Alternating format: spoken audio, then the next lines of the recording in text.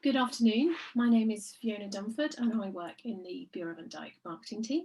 Thank you for joining us for this live Q&A session with three of our speakers who'll be joining us at staggered times throughout the session. The speakers who are joining us today have all recorded sessions for us that are available in the auditorium on demand. So if you haven't had a chance to watch them yet, head over there after this live session to catch up on what you've missed, and they'll be available for 30 days after the event closes today. It's worth mentioning that all the presentations are available on demand for the next 30 days, so you can pop back at any time and revisit them or share them with colleagues and direct them towards those presentations in the next few days.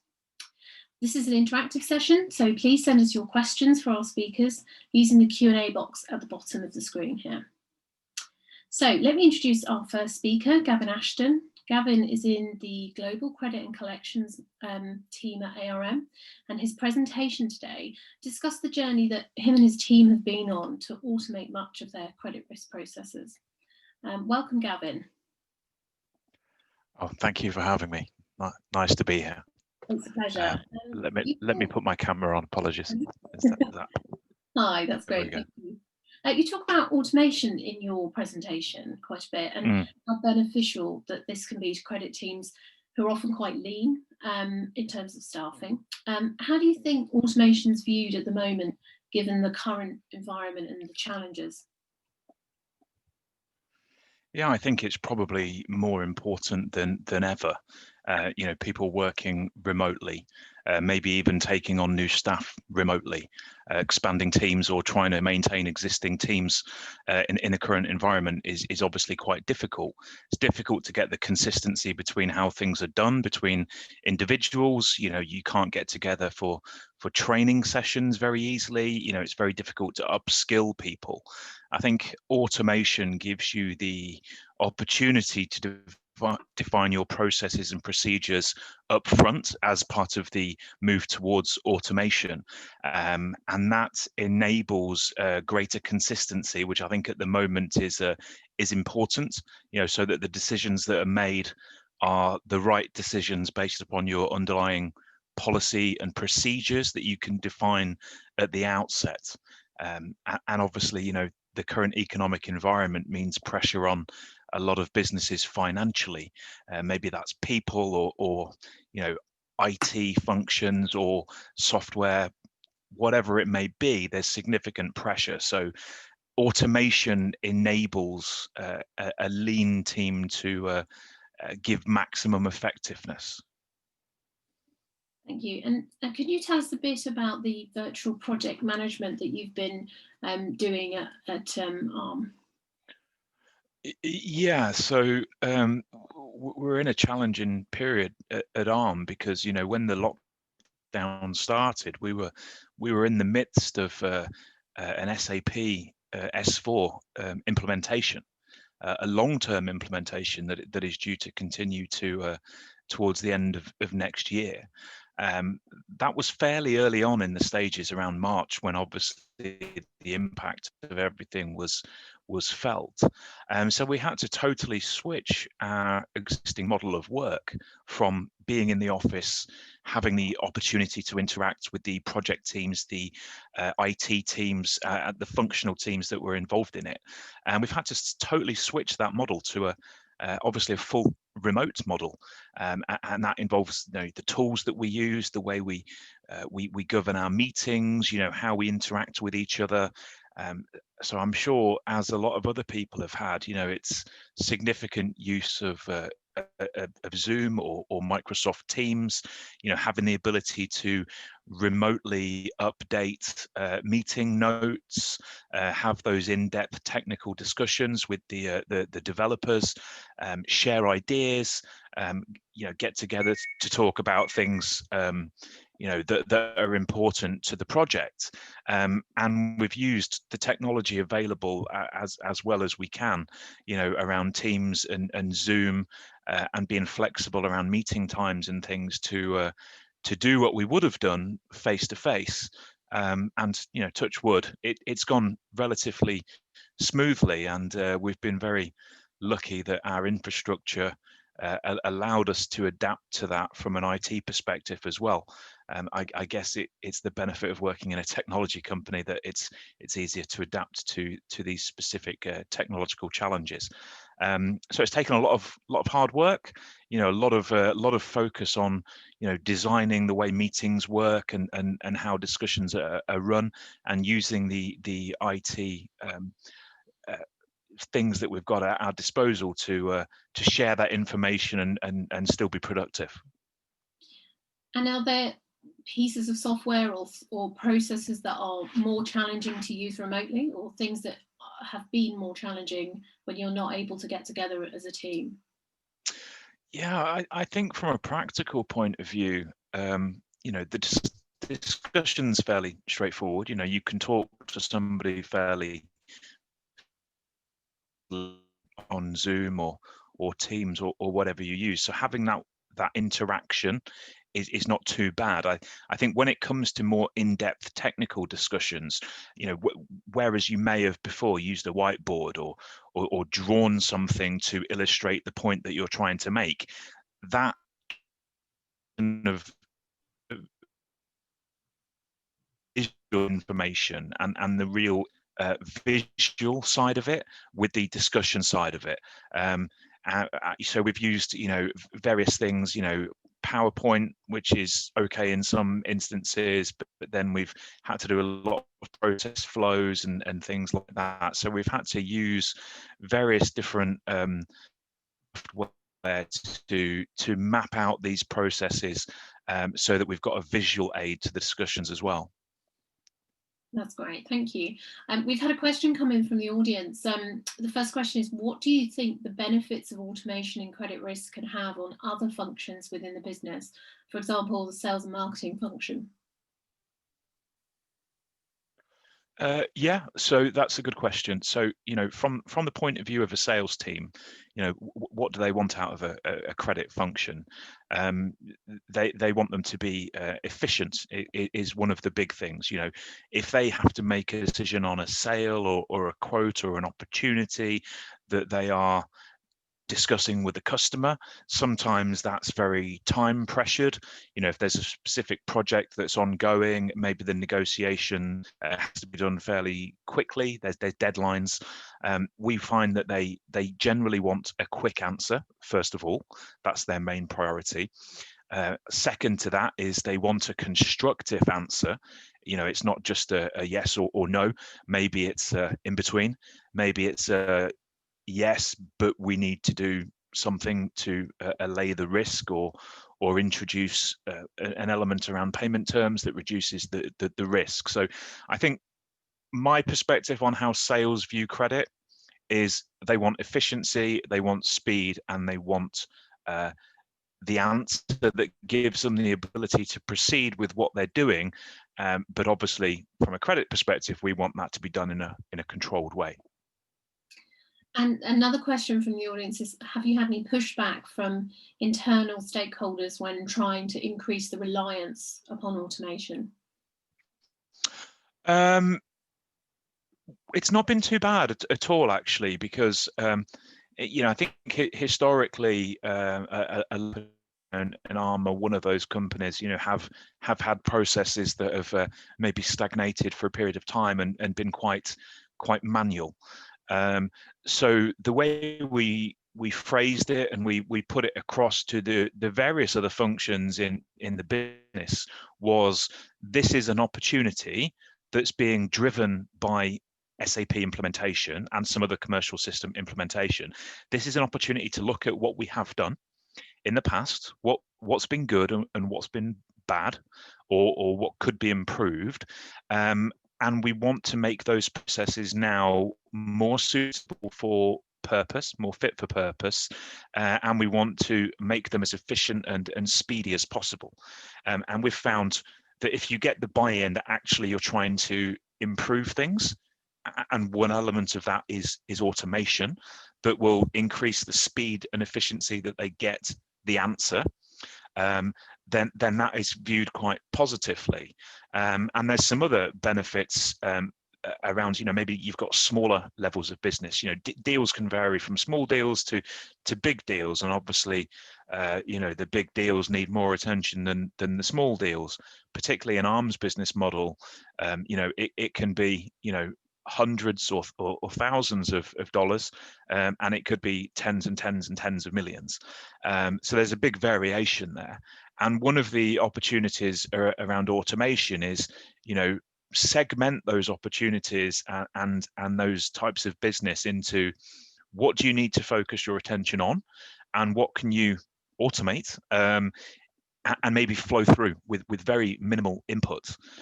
So if you can, explain to the sales or the operational teams that, for this level of business that maybe is high processing volume but low value, we can push those through using an algorithm that's automated, and they might not even have to come to the credit team for a review. They might not even have to come for billing. Maybe that can be automated as well, and that has gained very positive feedback that we're actually aiming to ease their workload, not make it more difficult. Another audience question that has come in, were there any processes you explored automating but decided that a manual approach was better suited for that task?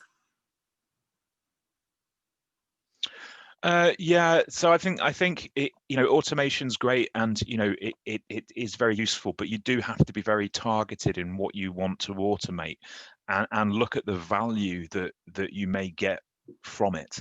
There were certain tasks within the finance function where we looked at robotic process automation, and there were a few trials that were run, mainly around sort of data entry from a finance perspective.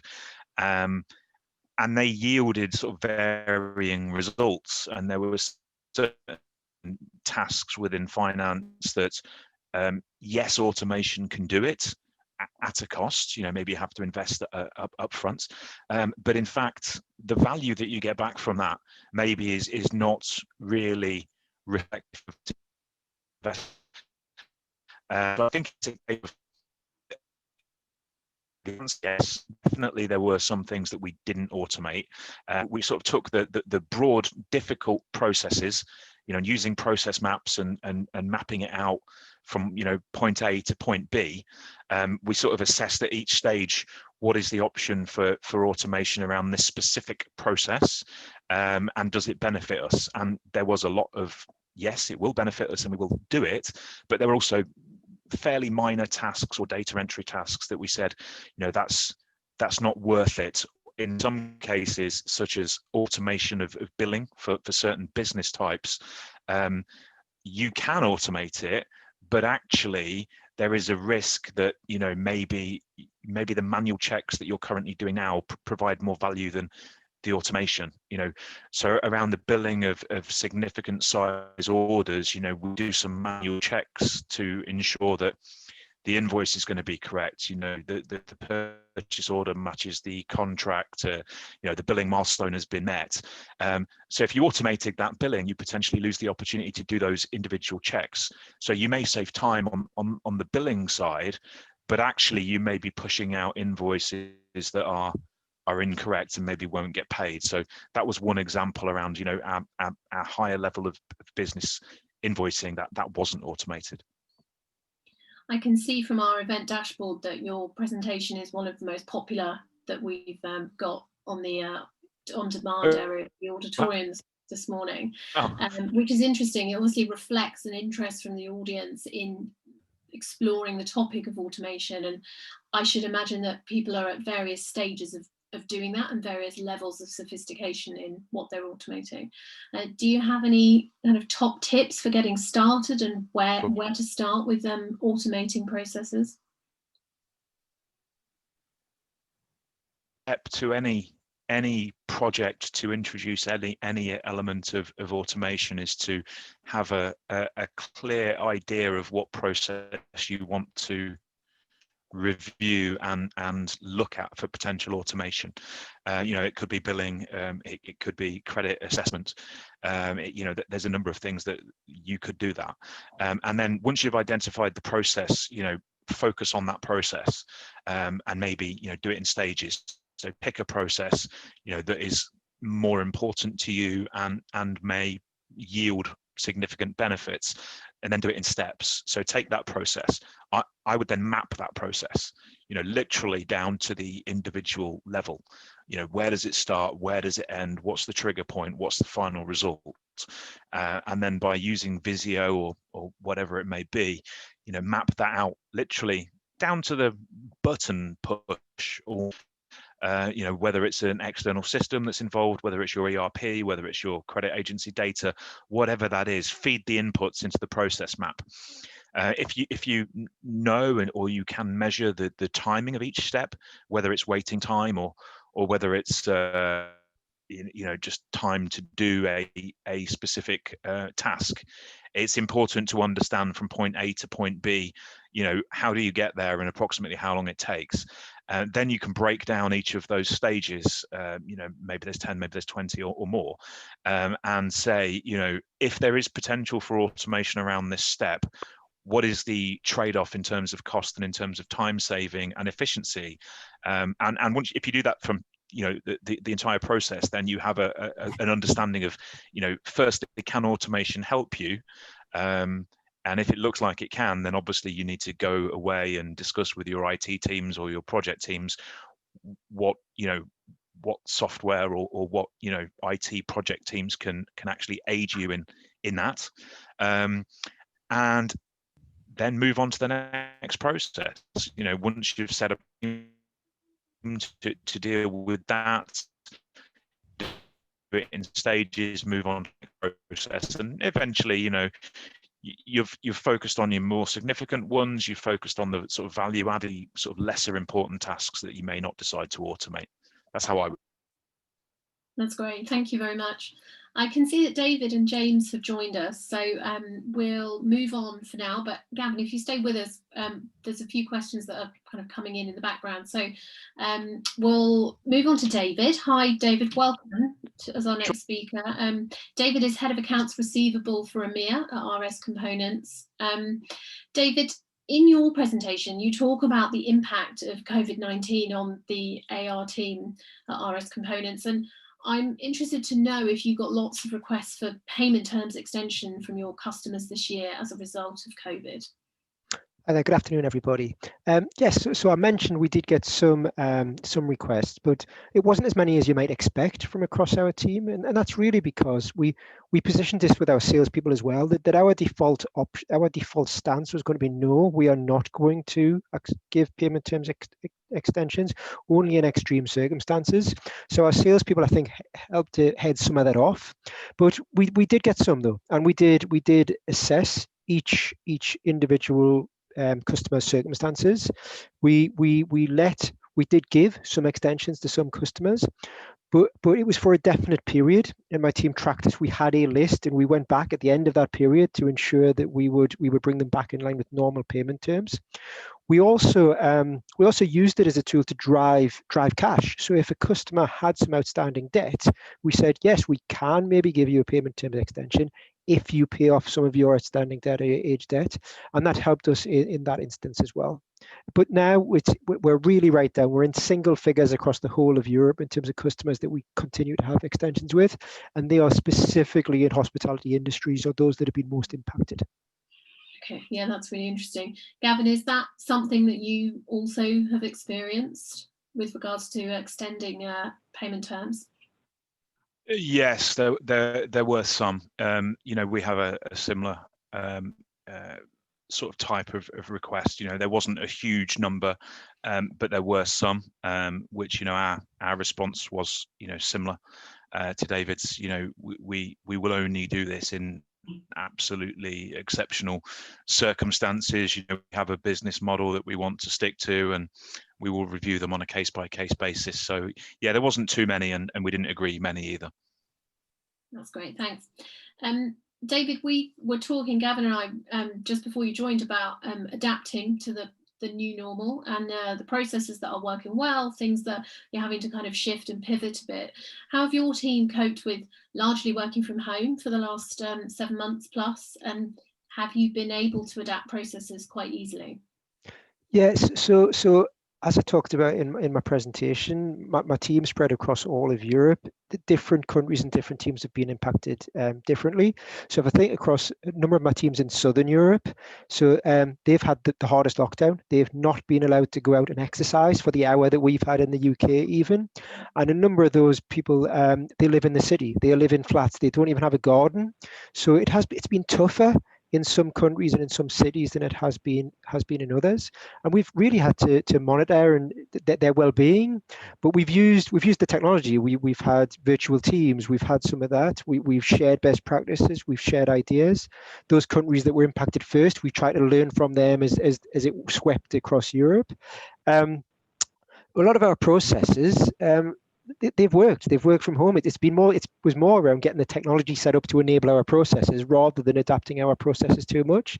There's a few where we had to do physical sign-offs, which we've changed to online signing off and things like that. But the majority of our processes have worked despite people being remote. That's interesting. I'm just going to bring James into the discussion and to welcome James Williams, who's credit leader for EMEA at Eaton. James, thanks for joining us this afternoon. One of the most interesting questions that came in advance of this Q&A session is, how often does Eaton say no? Very simple question for you. Okay. Good afternoon, everyone. Yeah, thanks. Hi, yeah, good question. Yeah, not a lot, I think, is the answer to that one. I think I said in the presentation, we're a very sales-driven organization. So, all of those things I was saying earlier about checking customers and trying to find your way through where there's not much information is I'm being honest with you here, I'm almost under pressure to find a way to say yes most of the time, because we do want that sale, we try and win the sale, but it's again, as I said, it's adding value. How can we say yes but and leverage and grow that, try and make a way to get the sale, even if we go with cash in advance at the beginning or a percentage thereof, just trying to win that sale. And frankly, it's very rare that we do say no. I mean, we have done it over the years. There's a couple of I think Russian cases we've had kind of KYC doubts, and we have said no, but it's very rare. But again, that's what the way I see my job is, to try and find a way to say yes, but keep the customer on a tight leash, leverage to grow step by step, those sorts of things. So if we have to start small and grow from there, then so be it. But I'm definitely under pressure to say yes. I can see David nodding along there. Is that something you're familiar with, David? Yes, so well, it's the balance between we can enable sales as a credit function. We can identify and using some of the reports we get from BVD, we do that, identify where there's opportunities where we might only be selling, but the credit limit might be really good. So we work with sales in that regard. But big part of the function, it's about risk mitigation or risk reduction, and the risks have got a bit bigger in the last 6-7 months. So we have had to had to get more rigorous. We've had to, but what we've really done is worked more closely than ever with sales to ensure we can support the right sales, and we're asking the right questions for some of the other sales that we're looking at as well. Jumping back to James, in your presentation you talk about what you can do if there are gaps in information, in particularly financial information. What would you say the most challenging regions or countries or even sectors for you are where there might be those gaps? Yes, I mean, I always think of when we go east. As soon as I go east, it always gets harder. So there's the Middle East. They bring their different problems. The Middle East is, quite a different region with its own way of doing things. A lot is done on trust. A lot is, companies are not required to submit financial data, and it's sometimes an affront to them if you even ask for financial data, you just have to get used to that.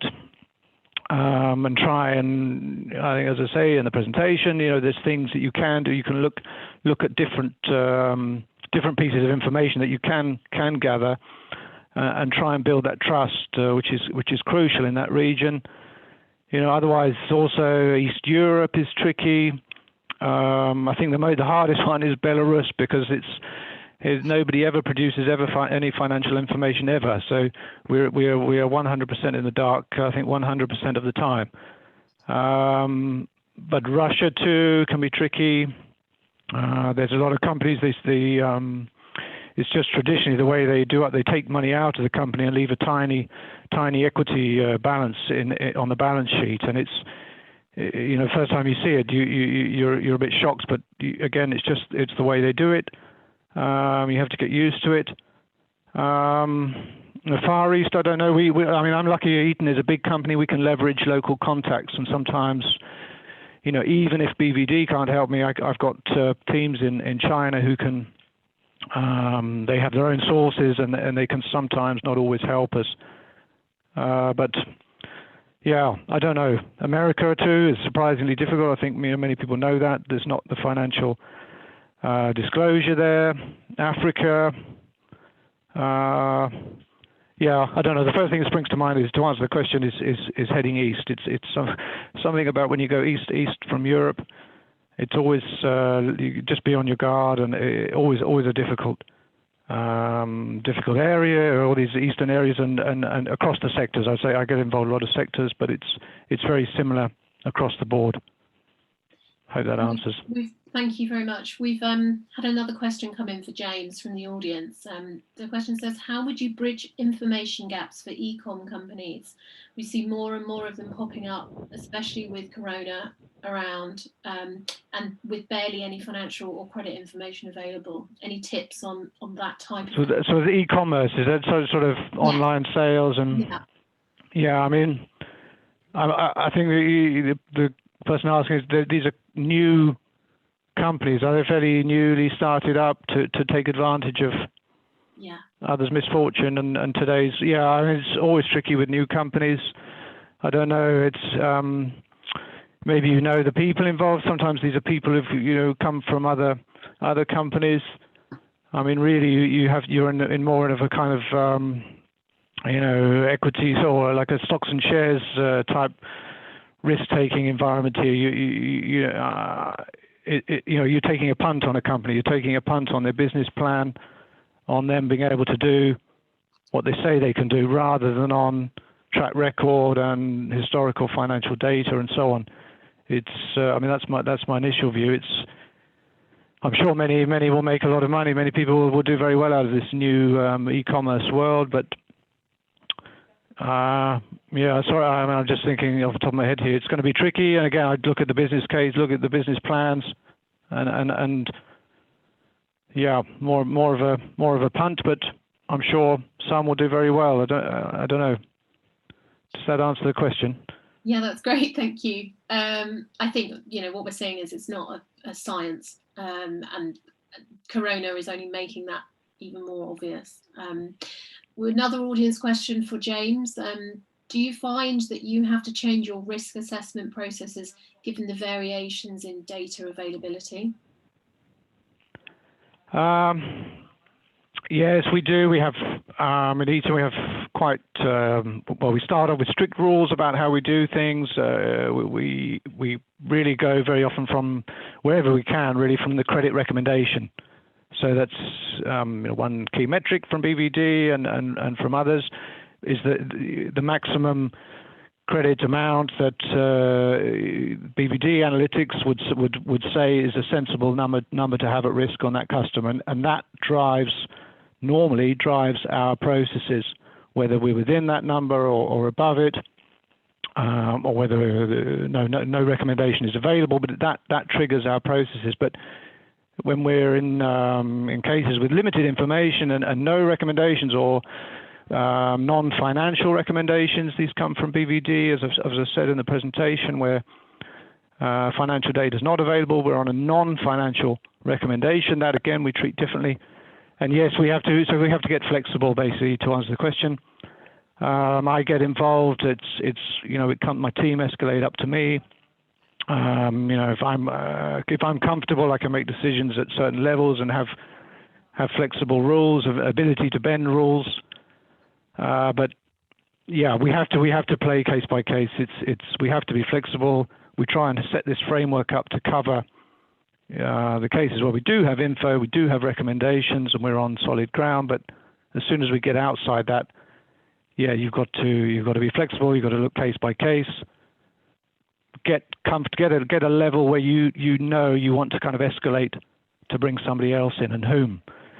Do you bring in sales? Do you bring in management?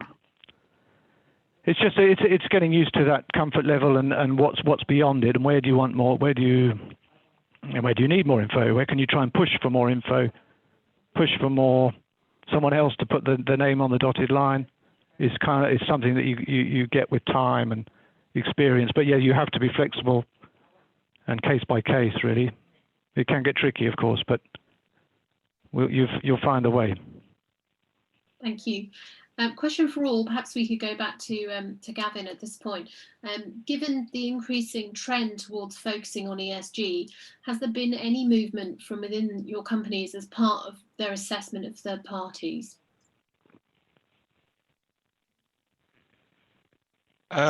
Yeah, I mean, there is a constant review of how we do things and our processes in place, and obviously one of the things is around that. We've got a good opportunity with our systems, our commercial systems, to sort of review how we do everything. So there is a team that is focusing on this. It's not really my area as such of expertise, but yes, I think it's becoming an ever more important factor to a lot of companies from a reputable point of view, from a legal compliance point of view. So I think it's something that a lot of companies are focusing on and do need to focus on because of the legislation and the reputational impact. David, would you say that's similar in your experience? Yeah, very similar. Reviewing our processes and a greater frequency of assessment, I guess, would be all I would add there. Okay, that's great. Thank you. We've got no other outstanding questions from the audience, unless anyone wants to add anything else. I think we'll probably wrap it up at 30 minutes. Thank you very much to our speakers for your time today. As I mentioned, everyone here has pre-recorded their sessions and they are all available in the auditorium for you to watch on demand. So if you haven't seen them yet, then I encourage you to head to the auditorium now and watch those. Our next live session is at 2:15 GMT. It's a panel discussion about modern slavery in your supply chain. So very relevant with regards to ESG, and specifically how the design of your supply chain can impact the occurrence of modern slavery risk. So you can find that in the auditorium at 2:15, and there's plenty of opportunity for audience questions too. Thank you again to our speakers for joining us and for all your interaction from the audience today. Thanks, everyone. Thank you. Thanks. Thank you. Goodbye. Thanks. Bye-bye.